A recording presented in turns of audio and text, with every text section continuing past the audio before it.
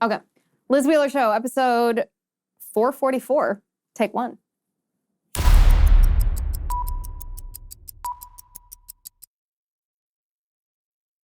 Black Lives Matter is supporting the terrorist attacks against Israel. It's hard to believe that a sentence like that is real, but this is what Black Lives Matter grassroots posted on their social media accounts today. I'm going to read this to you.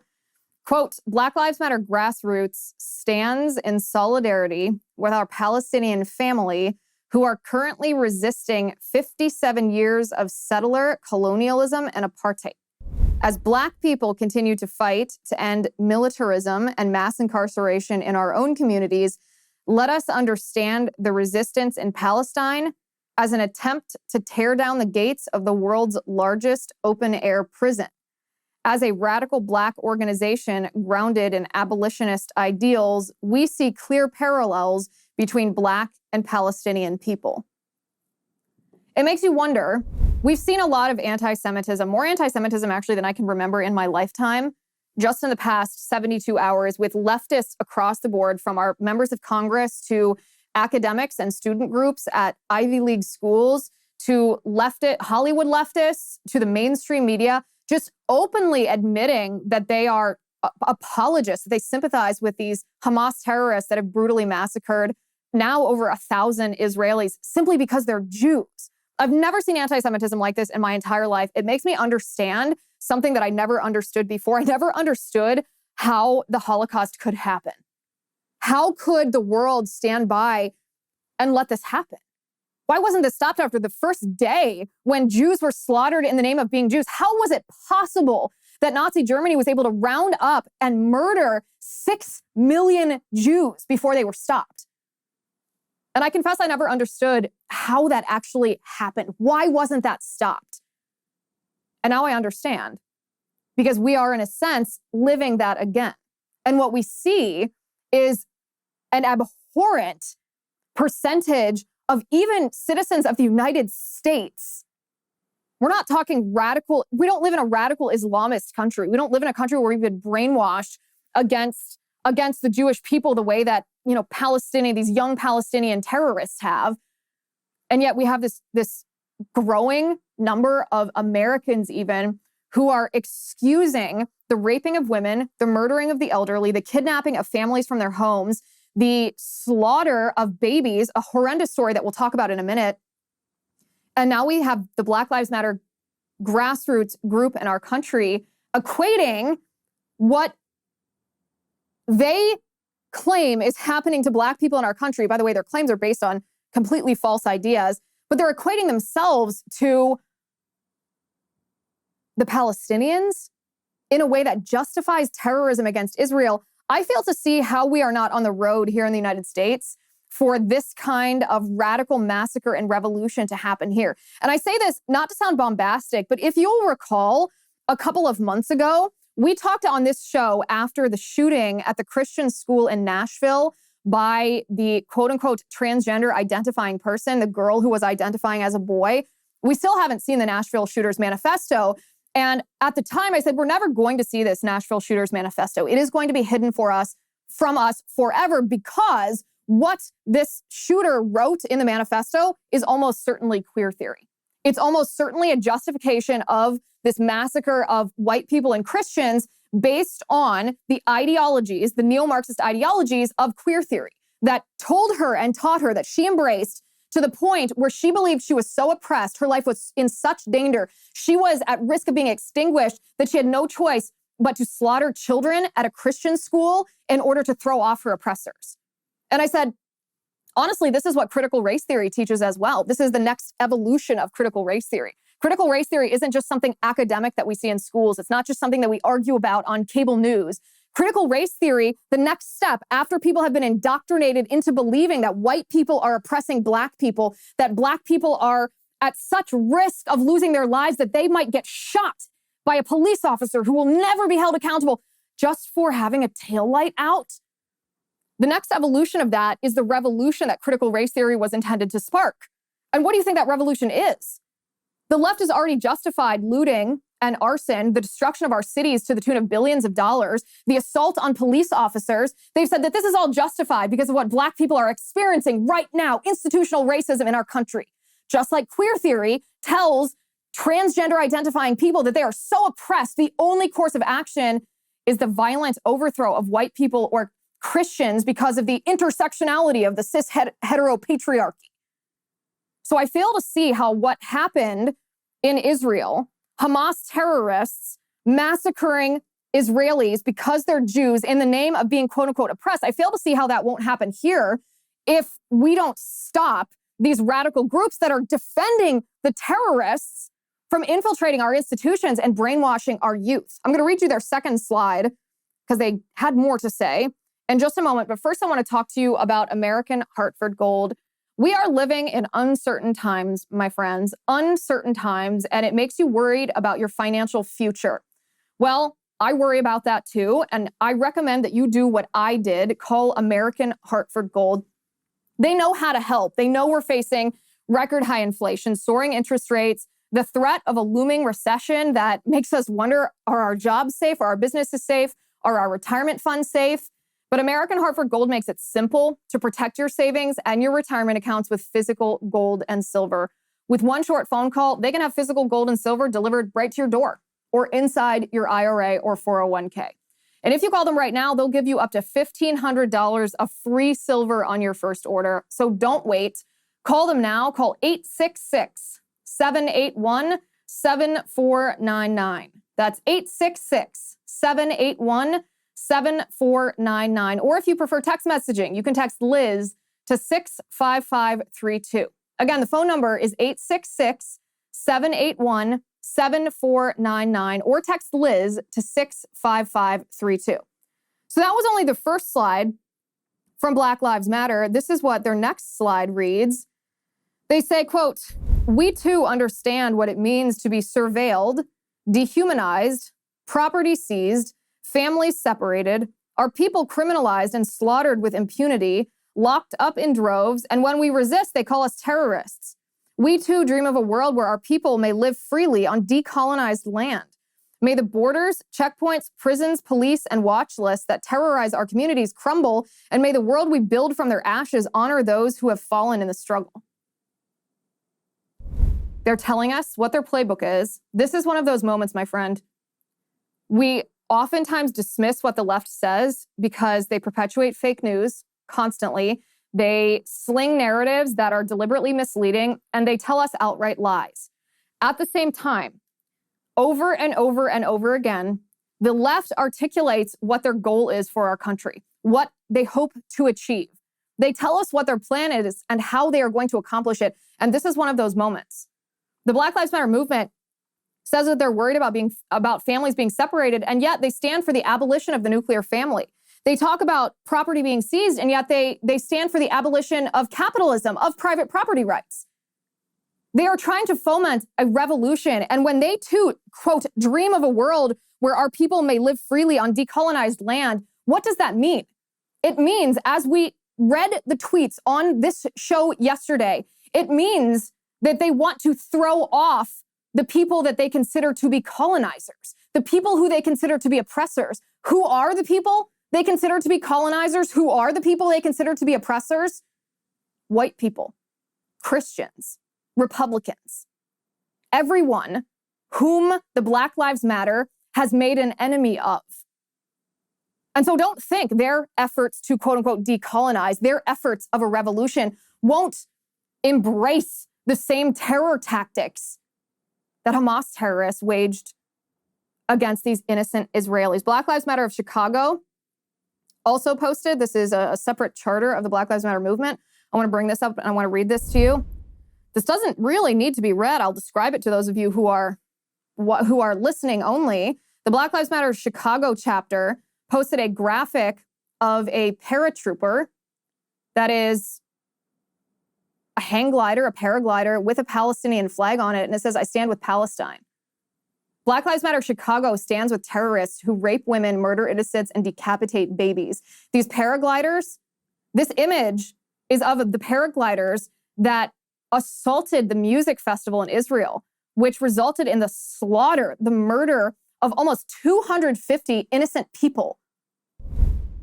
And yet they're using these murderers, a graphic of these murderers, and saying they stand with Palestine. This is the Black Lives Matter movement. This is the Black Lives Matter movement. And we just learned in the past 24 hours of what is perhaps the most gruesome, grisly, just unspeakable evil that has been perpetuated in Israel. That Israeli forces found the bodies of 40 murdered babies. Babies. Many of whom were decapitated. Beheaded. To even begin to comprehend that kind of evil. This is ISIS level evil. Babies. And yet this is who the Black Lives Matter movement is defending, who they claim they stand with. Just know, anybody who is sympathizing with Hamas, you are an apologist for evil so unspeakable, it comes only from the bowels of hell. My God. And it's seeping into our country. We're going to talk about the vulnerabilities at our southern border and the number of suspected or known terrorists from the Middle East who have infiltrated our country through our southern border. We're going to talk about that in a few minutes.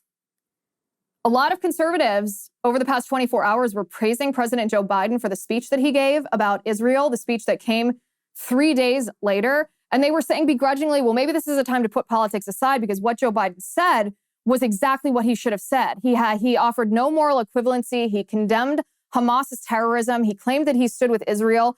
And if you read just the words without any context, perhaps it is a beautiful repudiation of Hamas terrorism. But conservatives who are praising this are wildly missing the point. This is what Biden said.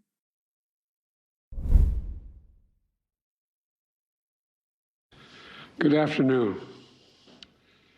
You know, there are moments in this life, and I mean this literally, when the pure, unadulterated evil is unleashed on this world. The people of Israel lived through one such moment this weekend. The bloody hands of the terrorist organization Hamas, a group whose stated purpose for being is to kill Jews. This was an act of sheer evil. More than 1,000 civilians slaughtered, not just killed, slaughtered in Israel. Among them, at least 14 American citizens killed. Parents butchered using their bodies to try to protect their children. Stomach-turning reports of babies being killed. Entire families slain. Young people massacred while attending a musical festival to celebrate peace.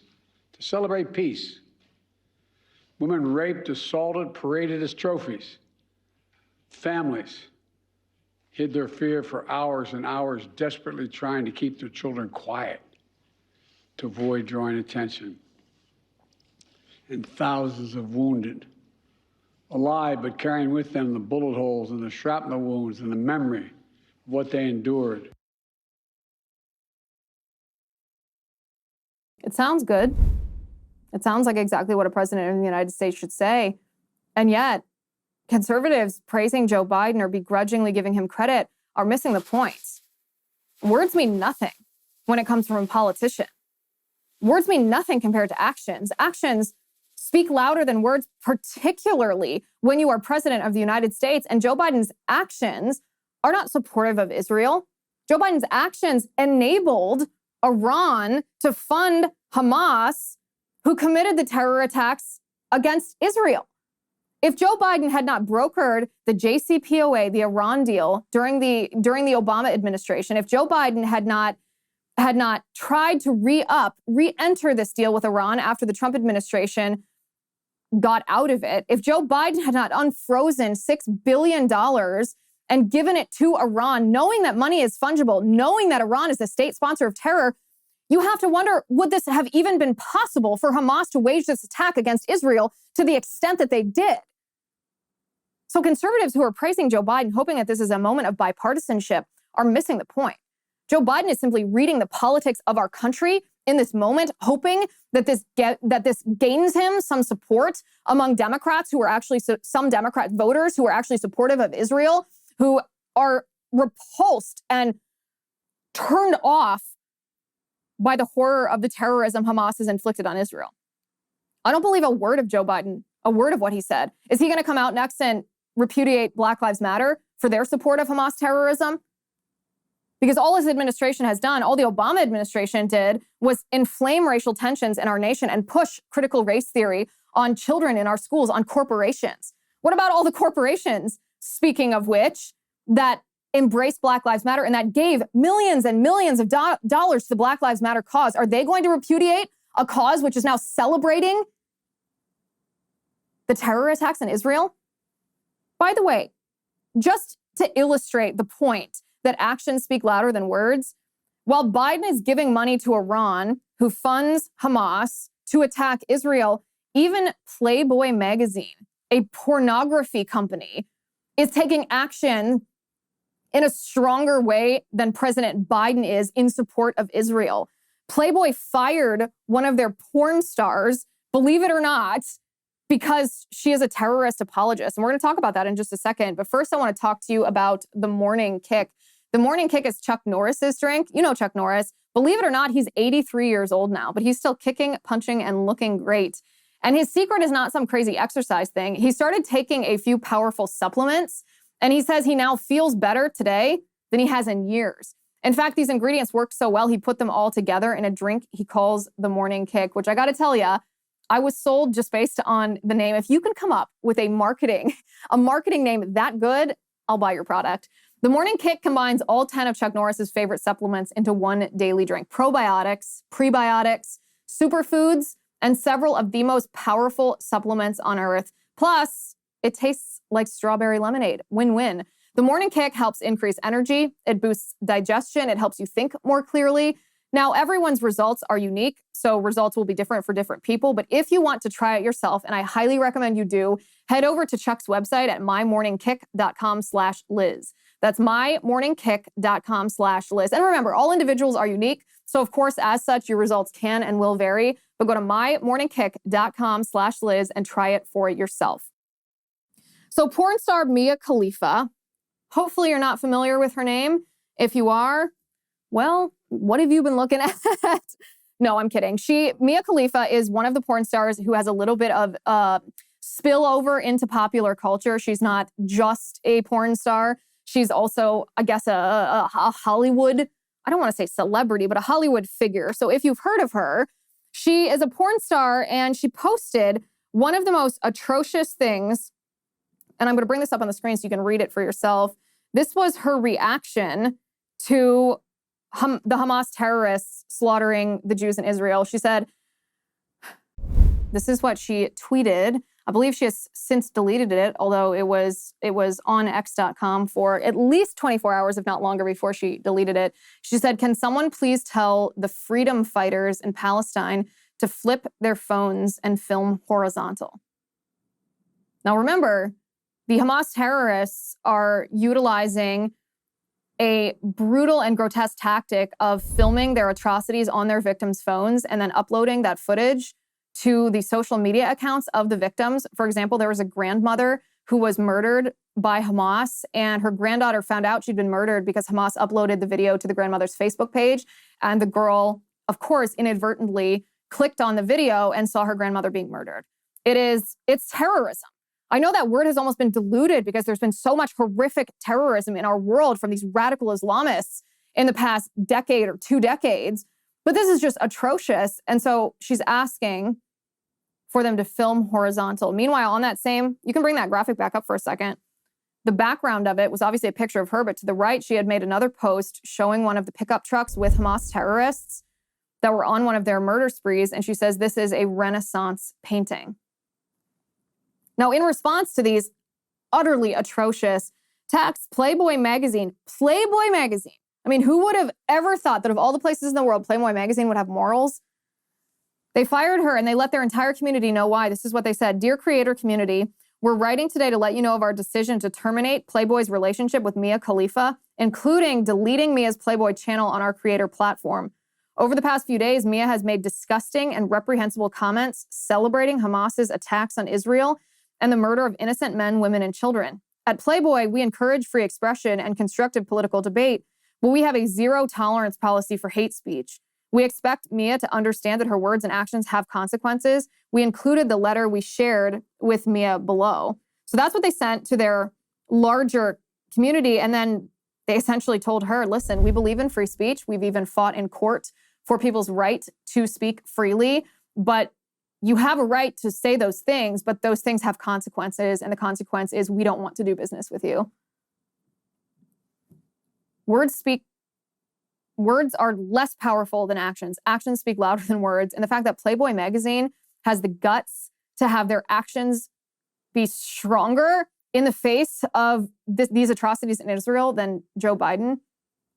I'm sorry, you can praise Joe Biden's words all you want, but his actions are what are predominant for me. And we're going to talk about how this impacts the U.S. southern border, because I think it does have significant impact on the southern border. But I want to talk about the RFK news first. Robert F. Kennedy Jr. dropped out of the presidential race as a Democrat. He's no longer officially challenging Joe Biden in the primary. Now he is running as an independent, which I find very interesting. And perhaps I have a different viewpoint on this or a different analysis than many conservatives, because I know a lot of conservatives are worried that RFK running as an independent will spoil Trump, meaning RFK will draw GOP voters away from Trump and therefore diminish Trump's chances of defeating Biden in the general election. I'm not quite sure that I buy that analysis, because the only reputable poll that I have seen, we talked about this on the show last week, shows that if the matchup is Joe Biden as the Democrat, Donald Trump as the Republican, RFK Jr. as the independent, 33% of Democrats say that they would vote for RFK Jr. as an independent versus voting for Joe Biden as a Democrat. And only 14% of Republicans say they would vote for RFK Jr. as an independent versus Trump as a Republican. So just doing the basic math there, that seems to me that RFK would be spoiling Joe Biden's chances, not Donald Trump's. This isn't what the prevailing Republican thought is right now. I know the RNC and Trump specifically are reacting in a way that I don't agree with to this announcement that RFK is running as an independent. And I want to talk about why this strategy that the RNC is rolling out and this expected rollout of Trump, there's been rumors and reports, if you will, that the Trump campaign is going to launch attacks on RFK. I want to talk about why this is the wrong tactic and what the GOP should do instead to make sure that RFK spoils Biden's chances and not Trump's. We're going to talk about that in just a second. But first, I want to talk about Stamps.com. If you want to send packages at insanely discounted rates, you've got to check out Stamps.com. As you move into the fall with your business, it's important to get ready for the holiday rush. And I know it's only the beginning of October, but you know how it is. Every year, the holidays are here before we know it. Get huge carrier discounts up to 84% off USPS and UPS rates to help your bottom line. All you need is a computer and a printer. They even send you a free scale. It's your own personal post office wherever you are. Get access to the USPS and UPS services you need right from your computer anytime, day or night. No lines, no traffic, no waiting. You can order on the go with the Stamps.com mobile app. You can schedule a package pickup. You can connect your online marketplace directly. Stamps.com has all the discounts and supplies at your fingertips. You can order shipping and mailing supplies, labels, even printers from the supply store. Plus, the site automatically tells you the cheapest and fastest shipping options. For 25 years, Stamps.com has been helping over 1 million businesses run like clockwork. Get your business ready for the holiday rush. Get started with Stamps.com today. Sign up with promo code Liz for a special offer that includes a 4-week trial, plus free postage and a free digital scale. No long-term commitments or contracts. Just go to Stamps.com, click that microphone at the top of the page, and enter code Liz. That's Stamps.com, promo code Liz. So this was RFK's announcement that he was withdrawing as a Democrat candidate for president and announcing instead as an independent. Take a look. This country is ready for a history-making change. They are ready to reclaim their freedom, their independence. And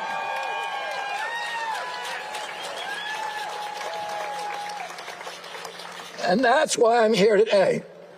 I'm here to declare myself an independent candidate. United States history. Okay, that's good. That's good. This is just the guy's stinger at the end of the video. Listen, I like RFK.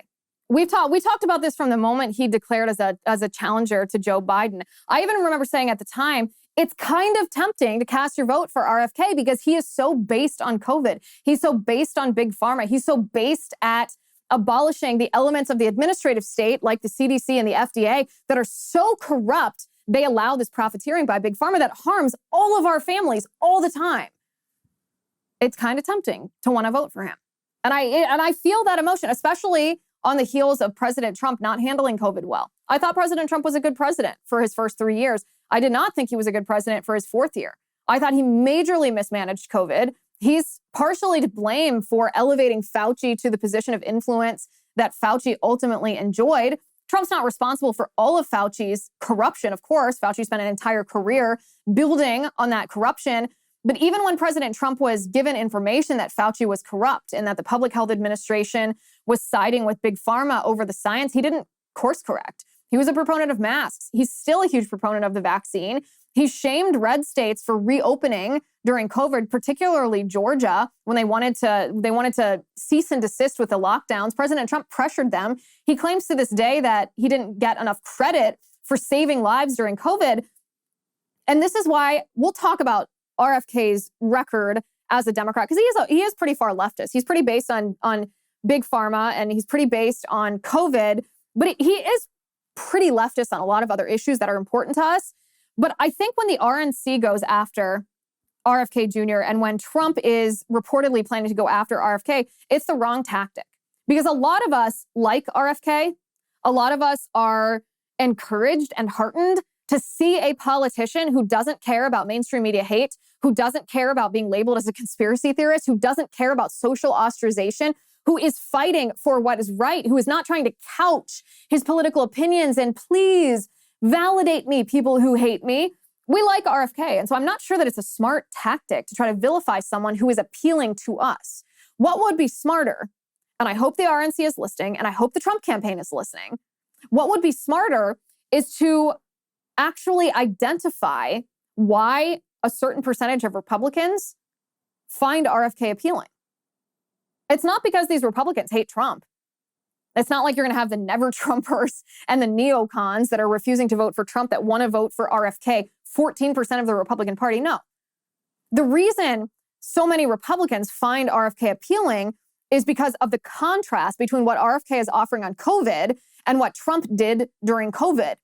Because it's still very fresh in people's minds, the impact of the COVID policies that, yes, some of it came from the states, but it was directed by the federal government. The impact of that on our lives, whether it's our businesses, our jobs, our children's education, our medical freedom, that is fresh. It is raw. It is painful.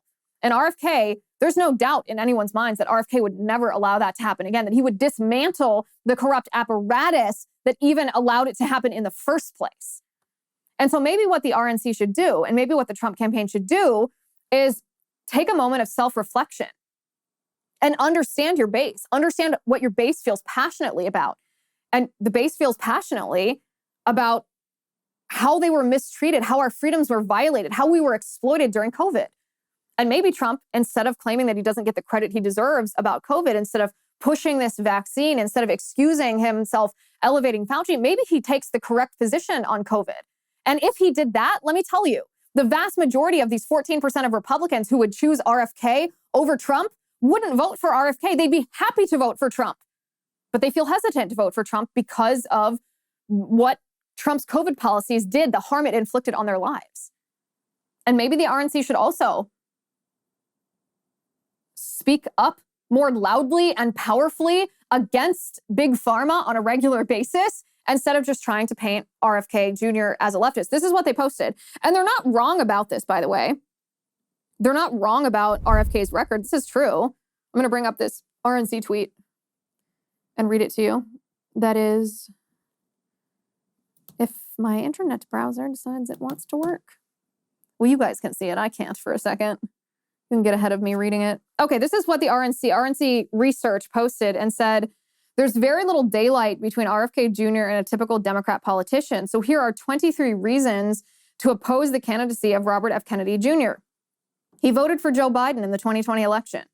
He is a self-described Kennedy Democrat. He has admitted his candidacy will take more votes from the Republican candidate than Biden. He is a prolific donor to Democrat candidates dating back to 1985, including to Barack Obama's 2007 campaign. He enthusiastically endorsed Hillary Clinton's 2007 presidential and 2016 presidential campaigns. He calls himself a huge admirer of socialist Bernie Sanders. He praised rabid anti-Semite Louis Farrakhan as a, quote, truly great partner. He supports divisive and unconstitutional affirmative action policies in higher education. He called the NRA a terror group. He compared hog farmers to Osama bin Laden's international terror network. He's repeatedly called for a ban on fossil fuel extraction, including fracking. He praised socialist Alexandria Ocasio-Cortez's Green New Deal as good and important and said we ought to be pursuing it. He supports divesting from fossil fuels, imposing a tax on carbon emissions, and eliminating energy subsidies. He vehemently opposes American energy projects, including the Keystone Pipeline. He believes climate change is the, quote, cost of a long-time deadly addiction to coal and oil. He attempted to get ExxonMobil banned from doing business in New York and believes oil company executives should be given the death penalty. He lauded China's 2015 cap-and-trade commitment as revolutionary. He's a huge supporter of the failed Paris Climate Agreement. He supports abortion on demand until birth without limits, quote, in line with today's Democrat Party. He supports tax hikes on hardworking Americans, including AOC's proposed top rate of 70%. He praised Biden's unilateral student loan debt bailout and called the Supreme Court's decision overturning it unfortunate. He once called Republican voters misinformed because they believed in God and don't read the New York Times. He called the 2000 presidential election stolen, quote, under a cloud of dirty tricks, and said Republicans fixed the 2004 presidential election. RNC research concludes by saying, do not be fooled. The only way to reverse America's decline at the hands of Biden is to elect a Republican as president next year. Now, I actually find that tweet to be very interesting. I find it very interesting because RFK Jr. doesn't often talk about his positions on these issues. At least he hasn't in the course of the last few months on the campaign trail. He's mostly talking about big pharma. In fact, I suspect that's why he's running for president, because he wants to make that issue known. I suspect he knows he won't win the presidency, but sometimes powerful political figures run for president just to elevate their own platform. It's just how the game is played, for better or for worse. And I suspect that's what RFK Jr. is doing now. And like I said, I don't disagree with anything the RNC said in that tweet. I don't disagree that RFK Jr. is mostly a pretty leftist Democrat who just happens to be totally based and totally correct on big pharma, big food, and the corruption at the CDC and the FDA. But I still don't think the proper tactic from the RNC and from the Trump campaign is to simply vilify RFK Jr. for all of his leftist positions. If the Trump campaign and the RNC actually want to serve the interests of their voters and their constituents and their base and the party and the country at large, they will stop attacking RFK and instead they will relate to why voters are drawn to RFK, which would mean Trump should disavow the COVID policies that he once imposed.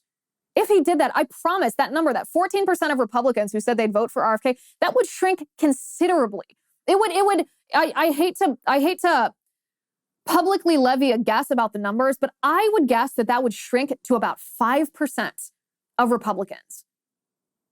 It would be a tiny number compared to the number of Democrats who would defect from Joe Biden because they don't believe in anything that Joe Biden is doing and they want some kind of alternative, and they see RFK as, great, another Democrat who's not as corrupt as Joe Biden. They will stick with RFK. But Republicans' minds can be changed if the RNC and Trump campaign handle this correctly. But that requires some humility on the part of both the RNC and Trump and recalibrating what their policies about COVID, the science, the Public Health Administration, the CDC, the FDA, Big Pharma, the vaccine, masks, and lockdowns are.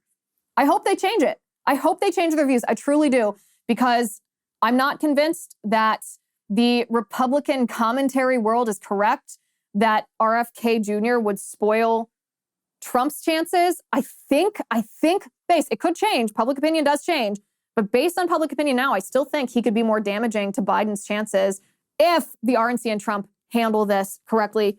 Let me know what you think, whether you would vote for RFK, whether you think that the RNC and the Trump campaign are handling this correctly. Thank you for watching today. Thank you for listening. I'm Liz Wheeler. This is The Liz Wheeler Show.